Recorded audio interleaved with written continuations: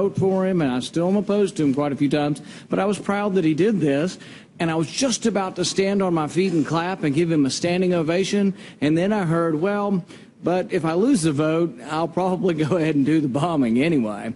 And so it does concern me. I want to be proud of the president, but every time I'm just about there, then I get worried that really he doesn't mean it, that he's going to sort of obey the Constitution if he wins. So I heard Secretary Kerry say, if we win, sure. But if we lose, what? I mean, make me proud today, Secretary Kerry. Stand up for us and say, you're going to obey the Constitution, and if we vote you down, which is unlikely, by the way, but if we do, you would go with what the people say through their Congress, and you wouldn't go forward with a war that your Congress votes against. Can you give me a better answer, Secretary Kerry? I can't give you a different answer than the one I gave you. I don't know what the president's decision is, but I will tell you this, it ought to make you proud because he still has the constitutional authority, and he would be in keeping with the Constitution. Well, I disagree with you there. I don't believe he has the constitutional authority. I think Congress has this. Madison was very explicit. When he wrote the Federalist Papers, he wrote that history supposes, or the Constitution supposes what history demonstrates, that the executive is the branch most likely to go to war, and therefore the Constitution vested that power in the Congress. It's explicit and runs throughout all of Madison's writings. This power is a congressional power, and it is not an executive power. They didn't say big war, small war. They didn't say boots on the ground, not boots on the ground. They said declare war. Ask the people on the ships launching the missiles whether they're involved with war or not. If we do not say that the Constitution applies, if we do not say explicitly that we will abide by this vote, you're making a joke of us. You're making us into theater. And so we play constitutional theater for the president. If this is real, you will abide by the verdict of Congress. You're probably going to win. Just go ahead and say it's real, and let's have a real debate in this country and not a meaningless debate that in the end you lose and you say, oh, well, we had the authority anyway. We're going to go ahead and go to war anyway. A couple of items.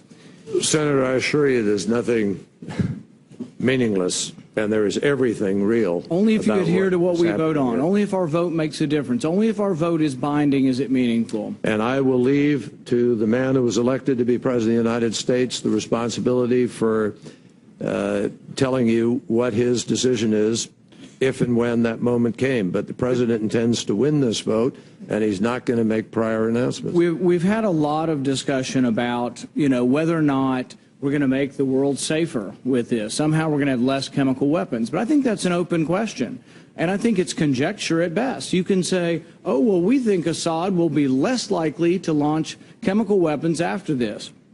We may be able to degrade his capacity somewhat. He's got 1,000 tons. We're going to wipe it out. Most reports I hear say we're not even probably going to directly bomb chemical weapons because of what might happen to the surrounding population. So my guess is he still will have the ability. Most people say Assad acted very illogically. Why would he release chemical weapons on his own people when it brought the anger and enmity of the entire world? So he's already acting irrationally or illogically. Now we're going to deter him, and he's going to act in a rational manner. I think it's equally likely that he either does it again or he doesn't do it. I don't think you can say for certain which is better. I don't know that we can say that by attacking them, he's not going to launch another chemical attack. Will the region, I got a few of them, then I'll stop. Will the region be more stable or less stable?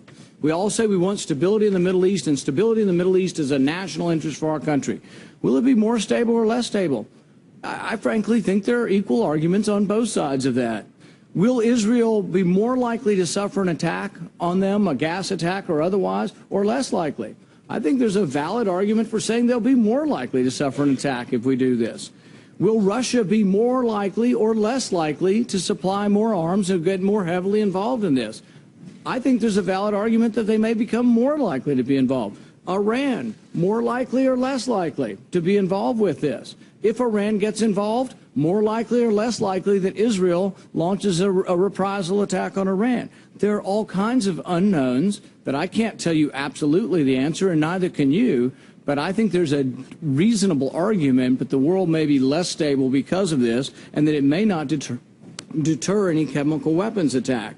So what I would ask is, how are we to know? How are we to go home? I haven't had one person come up to me and say they're for this war. Not one person. We get calls by the thousands. Nobody's calling in favor of this war. I didn't meet one. I was home all month. I went to 40 cities. I didn't have one person come up and say, do they all agree it's a horrendous thing? Yes, we all agree that chemical attack's a horrendous thing, but people are not excited about getting involved. They also don't think it's going to work. And they're skeptical of what will occur with this. But I'd appreciate your response and try to reassure the rest of us, one, that the vote is meaningful and valid, that you'd adhere to it, and also that you're convinced that all of these different items will be better, not worse, by this attack. Well, Senator, I'd be very happy to do that. Will Israel be more likely to suffer an attack, or will they be safer? Will they be less safe?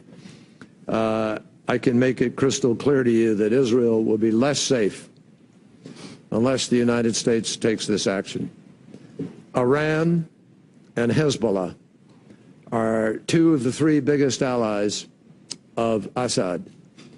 And Iran and Hezbollah are the two single biggest enemies of Israel. So if Iran and Hezbollah are advantaged by the United States not curbing Assad's use of chemical weapons, there is a much greater likelihood that at some point down the road, Hezbollah, who has been one of the principal reasons for a change in the situation on the ground, will have access to these weapons of mass destruction. And Israel will for certain be less secure. But I would also argue that it would be more likely that Hezbollah will attack because of this attack in response. And Israel feels quite confident of its ability to deal with Hezbollah if they were to do so. You will notice that Israel has on several occasions in the last year seen fit to deal with threats to its security because of what's in Syria, and not once has Assad responded to that to date. I think there are a bunch of things we should talk about in a classified session, but let me just make it very clear to you that you ask these questions, will this or that be more likely to happen or not likely to happen? If the United States of America doesn't do this, Senator, is it more or less likely that Assad does it again? You want to answer that question? I don't think it's known. I don't think is it more or less likely that he does it again? You have the attack. I think it's unknown whether it's more or less likely whether you have the attack. Senator, it's not unknown. If the United States of America doesn't hold him accountable on this with our allies and friends, it's a guarantee Assad will do it again. A guarantee. And I urge you to go to the classified briefing and learn that.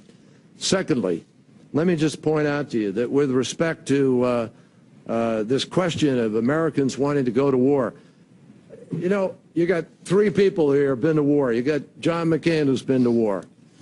There's not one of us who doesn't understand what going to war means, and we don't want to go to war. We don't believe we are going to war in the classic sense of taking American troops and America to war. The president is asking for the authority to do a limited action that will degrade the capacity of a tyrant who has been using chemical weapons to kill his own people. But I think by doing so, you announce... It's limited. It's limited. By doing so, you announce in advance that your goal is not winning. But that's not... And I think the last 50 years of secretaries of defense would say, Senator, if your goal is not to win, asked, you shouldn't be involved. Do you want to go to war in Syria? Of course not. Everybody, 100% of Americans will say no. We say no. We don't want to go to war in Syria either. It's not what we're here to ask. The president is not asking you to go to war. He's not asking you to declare war. He's not asking you to send one American troop to war.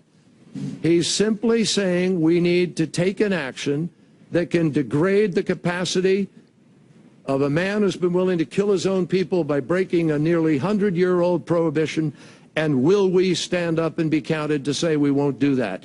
That's not, I just don't consider that going to war in the classic sense of coming to Congress and asking for a declaration of war and training troops and sending people abroad and putting young Americans in harm's way. That's not what the president is asking for here. General, do you want to speak of that, all to that? No, not really, Secretary. Thank you for offering. Pull the rug out from under me.